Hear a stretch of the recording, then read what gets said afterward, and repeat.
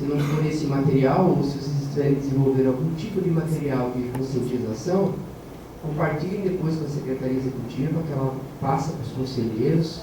Aqui a gente tem as universidades representando, tem sindicatos, tem associações, e nós possamos, o conselho possa ser um catalisador aí da conscientização. Então, fica disponível para vocês aí o networking do Condema, né, nossas relações aí para andamento. Eu vou abrir inscrição para fala, questionamento, se alguém tiver. Professor Mário, agradecer a presença do nosso querido Hugo de Urbina Teles, que é um conselheiro de honra nosso aqui, é membro do Reconvivência. Eu estou oficial como Reconvivência aqui hoje, mas eu vou tomar a liberdade de, como presidente, abrir a palavra a convite, se você quiser fazer a explanação, se tem alguma coisa a falar sobre essa pauta depois. Se você quiser se inscrever, fica à vontade, Hugo, por favor. Eu tenho também inscrito o Luiz, então Mário, Luiz na sequência. Se alguém tiver mais inscrição, o Hugo. Obrigado, eu agradeço a apresentação, foi muito bom. Eu tenho uma pergunta, que é a seguinte. Nós temos os humanos, estamos aqui, sempre estivemos aqui. Os insetos também sempre estiveram aí. Os primatas não humanos também, a floresta também. E os vírus lá também. E todos convivendo em equilíbrio. Aí de repente, bum. Deve ter tido algum desequilíbrio, algum vírus meio louco, que começou. Por que aconteceu isso? O que podemos esperar? Como vai evoluir? Vai acabar por si só? A gente tem que fazer. A gente foi culpável de fazer esse desequilíbrio? Não foi?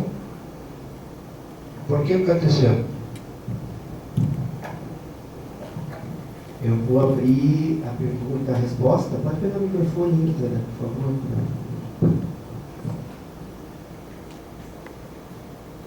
Lembrando que a pergunta do professor, ela, além de pergunta, é também um chamamento, né?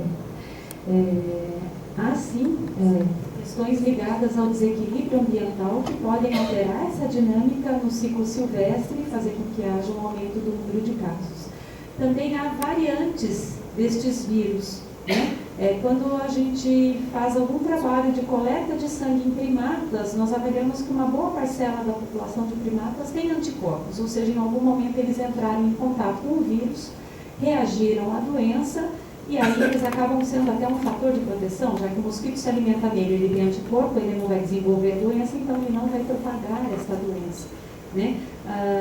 Existem os vírus, eles sofrem mutações, tem variantes, podem se desenvolver em algum momento variantes mais patogênicas que levem a esses novos surtos.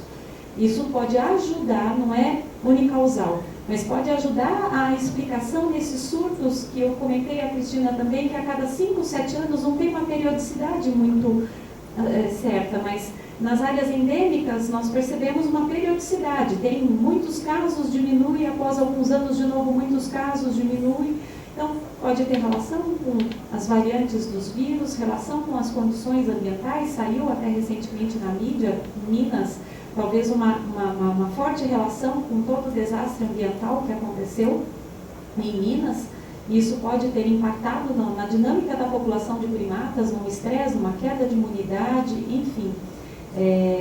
Então, com relação isso ao ciclo silvestre, ciclo urbano, qual é a nossa preocupação? Nós sabemos da competência vetorial do Aedes aegypti, que está em toda parte, em todo lugar. Não há um ponto do município de Campinas, dos municípios do nosso país, que você instale uma armadilha e que você não pegue um Aedes aegypti. Então, a nossa preocupação é a introdução da circulação viral em área urbana. A gente sabe que a competência vetorial do Aedes aegypti, comparado com hemagogos e com sabetes, ele é menor, mas é possível, né, que a circulação se dê em área urbana. Então, uma pessoa que vai até a área silvestre, de mata, que se infecta e traz, chega no período de viremia, que tem a circulação do vírus antes que inicie a produção de anticorpos e é picado por um Aedes aegypti, pode iniciar um ciclo de transmissão em área urbana. Eu acho que, será que eu respondi todas as suas perguntas? Obrigado, doutora. Luiz, por favor. Depois, Hugo. Eu encerro as inscrições do Hugo para a gente ir para o próximo tempo de Paulo. Senhores conselheiros, desculpa aí, eu esqueci aqui de umas palavrinhas aqui, mas é rápido. Eu queria chamar a atenção para o corredor ecológico. Que corredor ecológico? Quando deixa o nascente e deixa um corguinho ali, qualquer coisa, então tem que ter um corredor ecológico. Para que serve? Tem uns animais aí que ele só anda por cima das árvores, então ele vai de uma mata para outra, até andar longe. Agora chegando no corguinho, se não tiver corredor ecológico, é bastante árvore, de um lado de outro daquele riozinho ali, então ele anda assim. Então aqui a gente vê muitos aí que não tem nada. Então o macaco mesmo, ele não desce no chão com medo dos predadores, então ele vai estar dentro do corredor. E a outra coisa que a gente não debateu, que eu vi, achei muito interessante, é bom de prestar muita atenção nisso, é o viaduto ecológico. O que é o viaduto ecológico? É um viaduto que fica por cima assim, que tem algumas árvores, alguma coisa que é um corredor ecológico que tem, que os macacos passam por cima, tudo aqueles que não descem no chão passam por ali. Tem a pista, a rodovia, eles passam por ali para ir de um lado e outro da pista, para não passar no meio da pista, os carros passam em cima. É só isso. Obrigado. Obrigado, conselheiro Luiz. De uma forma mais simples, mas ele falou que é um fluxo gênico e a importância das conexões. Outra coisa também, conselheiro, desculpa um pouquinho só. Claro. Agradecer aqui ao posicionamento da Sanasa, muito bom. Conversamos aqui, muito bom. Então a gente marcamos até uma reunião com o presidente da Sanasa, evoluiu muito. Essa reunião de hoje, primeiro de 2017, muito construtiva. Muito obrigado, desculpa de alguma coisa. Parabéns para você também, conselheiro. Hugo, por favor. Estou puxando o saco. Eu só queria aproveitar e fazer um comentário sobre o problema da região onde está havendo a incidência da febre amarela. Esses dois casos que nas últimas 48 horas foram objeto de referência na mídia, em Paulínia, um deles parece que o contágio teria ocorrido em Divinópolis. A pessoa teria sido picada em Divinópolis, contaminada em Divinópolis. Delfinópolis. E a outra foi ali em Furnas, onde existe uma região de alta concentração de turismo, etc. E tal. Capitólio. Muito bem. Eu só queria lembrar ao pessoal da vigilância que tanto uma região quanto a outra estão em linha reta, mais ou menos a 100 quilômetros do sul de Minas. E eu digo isso com uma certa segurança porque eu frequento aquela região. Infelizmente, por outras razões, outros motivos, eu passei o último ano 2 meses lá e 1 aqui. Então, eu sou um dos camaradas que eventualmente pode ser portador do processo, porque eu estou retornando para lá no dia 4 e devo ficar mais 2 meses no mínimo até voltar novamente para Campinas. E eu às vezes vou... primeiro, hein? Como? Antes de ir embora, vai fazer os exames, né? Não, eu tô fora, eu tô acima daquela faixa de vacinação. Eu tenho mais de 65 anos. E além disso, também eu tenho neoplasia, de modo que eu não posso ser... Eu faço parte do grupo que não deve tomar a vacina. Mas há 10 anos atrás eu tomei a vacina. E por coincidência tomei a vacina aqui em Campinas mesmo. Eu estava vindo de São Paulo para cá e tomei a vacina aqui em Campinas. Agora, atualmente eu não posso tomar mais a vacina, mas eu viajo com uma certa frequência para a zona, que é uma zona que atualmente pode ser considerada uma zona de risco, independente de ter sido colocado que a zona de maior incidência é o leste de Minas. Realmente, começou a notificação no leste de Minas, aliás, no nordeste de Minas, e depois evoluiu para o leste, para os limites geográficos com o Espírito Santo. Mas atualmente, já no sul de Minas, já existe em algumas localidades a notificação de ocorrência. Esses 2 casos de Paulínia foram procedentes de lá. Eu só estou lembrando vocês disso para a gente não ficar numa posição confortável, dizendo, não, é lá em Minas. Não é bem assim, é ali em Minas, entendeu? Porque a coisa está mais ou menos a 2 horas de distância só, ok? Então é só isso. Quero até aproveitar a oportunidade de você estar aí, fugir um pouquinho só da pauta, para te comunicar em primeira mão que a Reconvivência está elaborando a estruturação de um prêmio ambiental para a cidade de Campinas, que vai ser dado anualmente, e o prêmio vai se chamar Prêmio Ambiental, do Mérito Ambiental, Hugo Milvina Teles. Não sei se você sabia, mas eu entreguei aqui o Giovanni para você. Muito obrigado. Eu fui notificado dessa proeza ontem, já agradeci, etc. Você e acho parabéns. Que ele é extensivo, na realidade, é extensivo a todo o grupo que criou as bases do projeto de lei de educação ambiental do município de Campinas. É um grupo em que várias pessoas do CONDEMA e da própria prefeitura participaram, é um grupo que realizou trabalhos de desenvolvimento do boneco desse projeto durante mais de um ano e abrange uma série de pessoas que pertencem à municipalidade e que pertencem também à prefeitura de Campinas. Eu sou apenas um representante. Tá bom? Então ficamos gratos aí por toda a sua dedicação sempre, pelas causas ambientais. Em homenagem se faz em vida depois que as pessoas se vão, né? O pessoal gosta de homenagear depois que foi. Tá bom? Mas vamos lá. Não tem mais nenhum questionamento. A doutora quer responder? Por favor.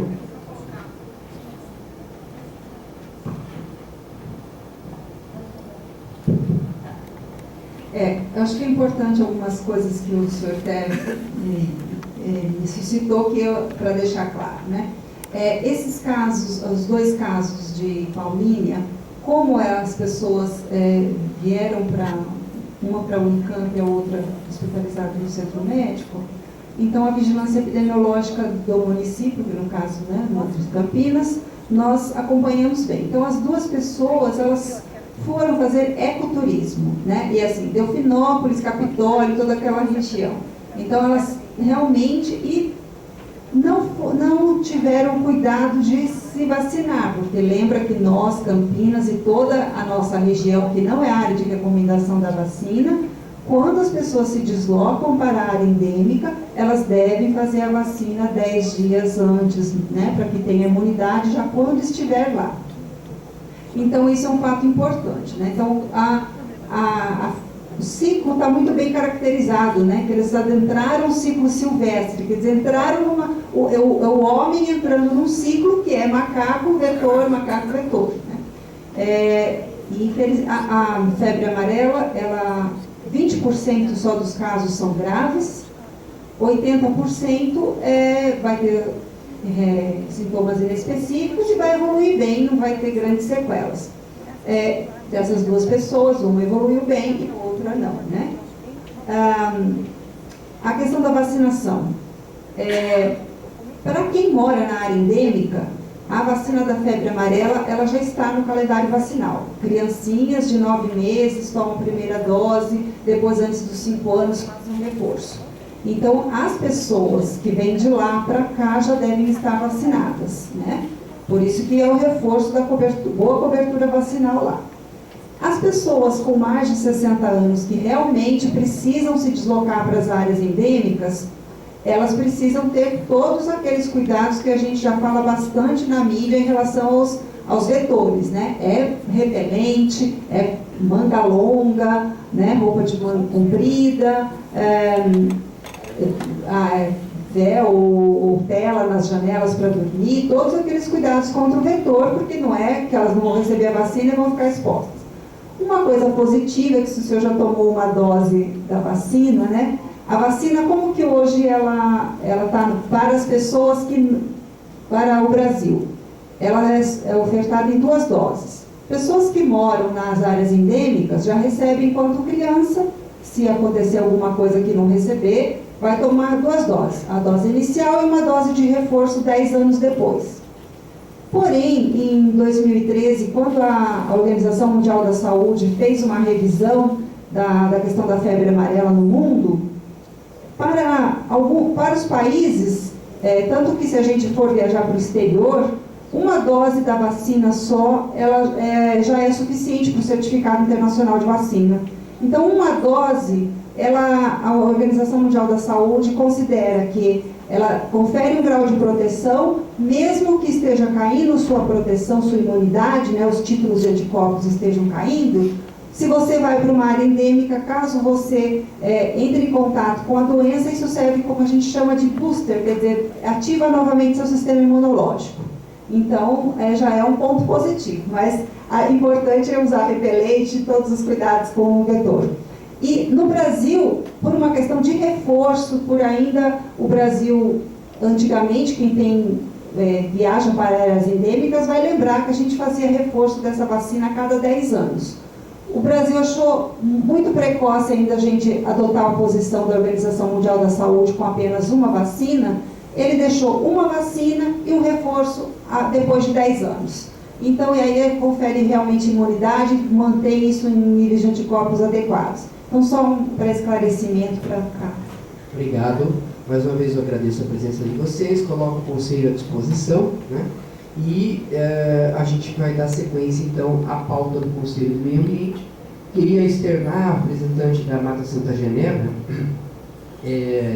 o convite formal ao novo, acho que é presidência lá, né, o organograma, que é o Thiago Ferrari, que o Podemos está aberto a incluí-lo numa pauta, para que ele possa trazer as estratégias, planejamentos decorrentes da administração dele agora no processo, junto à mata, até porque nós estamos aí observando futura estruturação de a gente ter as unidades de conservação, todas elas centralizadas numa gestão. Isso ainda está em andamento, mas é importante a gente saber a quanto está essa estruturação, de acordo com o Plano Verde, que foi aprovado aí e tudo mais. Então fica a lembrança para vocês poderem levar o novo presidente. Parabéns e desejo sucesso à nova administração. Eu quero convidar então agora para a próxima item de pauta meu amigo Carlos Alberto de Oliveira, que é servidor da Secretaria do Verde, e ele também é um seleto membro de um grupo que eu faço parte também honradamente, somos tricolores, campeões da Florida Cup, né, para quebrar o gelo um pouco. O Carlos é um São Paulino daqueles, assim, né, aguerridos. Mas ele vai fazer uma explanação para nós sobre a prestação de contas do ano de 2016. O planejamento não está integrado aqui agora, ele vai fazer parte de uma pauta posterior ainda, que algumas discussões serão definidas, onde virão daí excepcionalmente os programas, os projetos e programas e como esses recursos serão a pretensão de uso dos recursos, e que são pauta de aprovação pelo Conselho de Meio Ambiente, naturalmente, né? Então, o secretário antecipou o pedido de desculpas por não estar presente hoje, em função de ser mais uma apresentação do nível técnico prévio de prestação de contas e ter uma coincidência de agendas aí. Ele sempre gosta de estar pessoalmente conosco, mas o Carlos representa muito bem. Nós temos também o nosso economista aqui também, que representa a equipe técnica. Qualquer dúvida, eles vão estar dirimindo com os senhores conselheiros. O senhor tem a palavra. Nós temos aí o nosso ponto de encerramento às 17 horas. São 16h06. Então, mais para o doutor poder ver o tempo, e os conselheiros certamente vão querer indagar alguma coisa para a gente poder ter respostas em tempo hábil. Obrigado.